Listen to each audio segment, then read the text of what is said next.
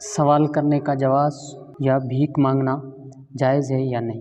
مسلم شریف کی حدیث سنتے ہیں۔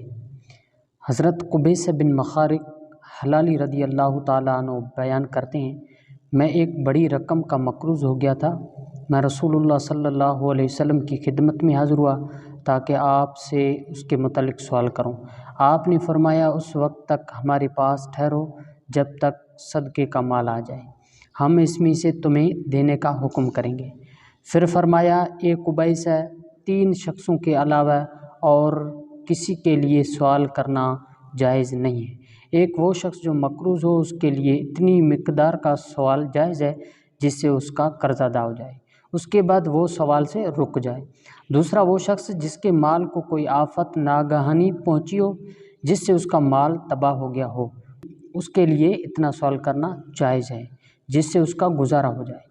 تیسرا وہ شخص جو فاقہ زدہ ہو اور اس کے قبیلے کے 3 عقل مند آدمی اس بات پر گواہی دیں کہ واقعی یہ فاقہ زدہ ہے، تو اس کے لیے بھی اتنی مقدار کا سوال کرنا جائز ہے جس سے اس کا گزارا ہو جائے۔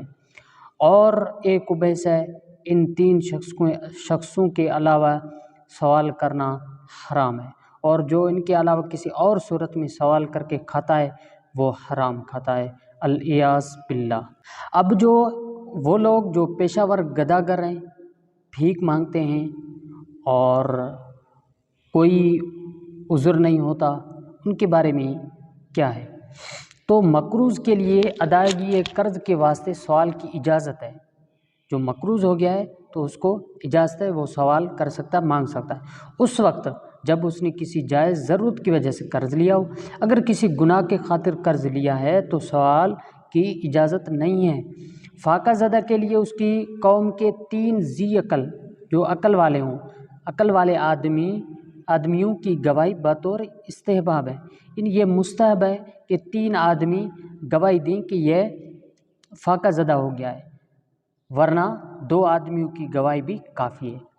اس حدیث سے معلوم ہوا کہ پیشہ ور گداگری اسلام میں ناجائز ہے، اور اسلامی حکومت پر فرض ہے کہ پیشہ ور گداگروں کے خلاف قانونی کارروائی کرے۔ آج کل بعض لوگ مصنوعی طور پر اور بعض عمدن معذور بن جاتے ہیں اور اپنے ہاتھ پیر خراب کر کے ایسی وضع اختیار کرتے ہیں کہ دیکھنے والوں کو ترس آئے اور زیادہ سے زیادہ بھیک ملے۔ ایمان کے بعد سب سے بڑی نعمت سلامتی اعضاء ہے۔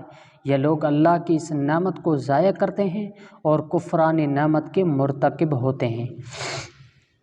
بعض لوگ میک اپ کا سہارا لے کر مصنوعی بیماریاں ظاہر کرتے ہیں اور مسلمانوں کو دھوکہ دیتے ہیں۔